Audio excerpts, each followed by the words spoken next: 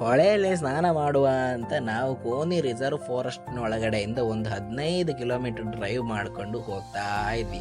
ಅದೊಂದು ಹೊಳೆ ಇದೆ ಅಂತ, ಇಲ್ಲಿ ನಿಜವಾಗ್ಲೂ ಸೂಪರ್ ಆಗಿದೆ ಹಾಗೆ ಹೀಗೆ ಅಂತೆಲ್ಲ ಹೇಳಿದರು.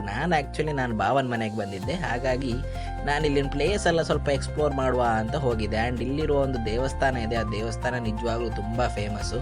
ಆ್ಯಂಡ್ ರೈನಿ ಸೀಸನಲ್ಲಿ ಈ ಜಾಗ ಏನಿದೆ ಇಲ್ಲಿ ತುಂಬ ಟೂರಿಸ್ಟ್ ಬರ್ತಾರೆ, ಯಾಕಂದರೆ ಇದು ಫುಲ್ಲು ಕೊಡೈಕನಾಲ್ ಊಟಿ ವೈಬ್ ಕೊಡುತ್ತೆ. ಈಗ ಸ್ವಲ್ಪ ಮಳೆ ಬರುವ ಸೀಸನ್ ಬರ್ತಾ ಇದೆ ಅಷ್ಟೇ, ಈ ಕಡೆ ಏನು ಮಳೆ ಬರಲಿಲ್ಲ. ಆ್ಯಂಡ್ ವಿಡಿಯೋ ಕೂಡ ನಾನು ಹಾಕೋದು ತುಂಬಾ ಲೇಟ್ ಆಯಿತು, ಆಲ್ಮೋಸ್ಟ್ 1 ತಿಂಗಳು ಲೇಟ್ ಆಯಿತು. ಸೊ ನಾನು ಅಲ್ಲಿರುವ ಟೈಮಲ್ಲಿ ಮಳೆ ಏನೂ ಇರಲಿಲ್ಲ. ಆ್ಯಂಡ್ ಈ ದೇವಸ್ಥಾನ ಯಾವುದೋ ಕಾರಣಕ್ಕೆ ತುಂಬ ಫೇಮಸ್ಸು, ಸ್ಟೋರಿ ಏನೋ ಹೇಳಿದ್ರು, ನಂಗೆ ನಿಜವಾಗ್ಲೂ ನೆನಪಿಲ್ಲ. ಆದರೂ ಕೂಡ ತುಂಬಾ ಫೇಮಸ್ಸು ದೇವಸ್ಥಾನ. ಆ್ಯಂಡ್ ಕೇರಳ ದೇವಸ್ಥಾನದಂತೂ ತುಂಬಾ ಸೂಪರಾಗಿರುತ್ತೆ ನೋಡಲಿಕ್ಕೆ. ಬಟ್ ವಿಷಯ ಏನಂದರೆ ಇಲ್ಲಿನ ದೇವಸ್ಥಾನ ತುಂಬ ಸಣ್ಣದು, ಆದರೂ ತುಂಬ ಪವರ್ಫುಲ್.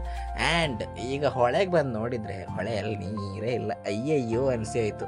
ಆದರೂ ಆ ಗಂಡಂತೂ ನಾನು ಹೋಗಬೇಕು, ಇದೇ ನೀರಾದರೂ ತೊಂದರೆ ಇಲ್ಲ ಹಾಗೆ ಹೀಗೆ ಅಂತ ಹಠ ಮಾಡ್ತಿದ್ದ. ಆದರೂ ಅವ್ರ ಪಪ್ಪ ಅಲೋವ್ ಮಾಡ್ತಿರಲಿಲ್ಲ.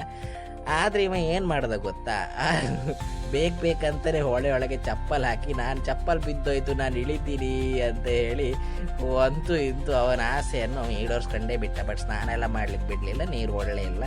ಸೊ ನೆಕ್ಸ್ಟ್ ಟೈಮ್ ಇನ್ನೊಂದು ವೀಡಿಯೋದಲ್ಲಿ ಮತ್ತೊಮ್ಮೆ ಸಿಗ್ತೀನಿ. ಅಲ್ಲಿ ತನಕ ಬಾಯ್ ಬಾಯ್, ಎಲ್ಲರೂ ಖುಷಿಯಾಗಿರಿ.